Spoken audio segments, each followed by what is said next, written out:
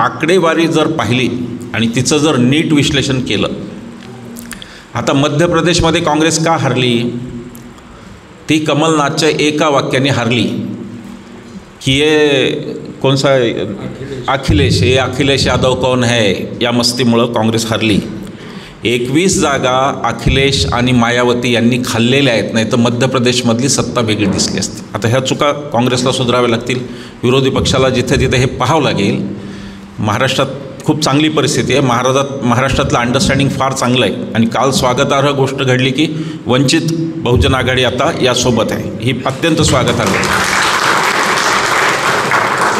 आता कालचं जरी कागदावरचं गणित पाहिलं तरी आत्ता महाराष्ट्रामध्ये इंडिया आघाडीकडे 47% मतं आहेत आणि भाजपाकडे 34% मतं आहेत. म्हणजे अजितदादा वगैरे सगळे धरून जे काही पळपुटे बाजीराव जेवढे होते ते सगळे धरून ह्यांची संख्या 34%च्या आसपास आहे.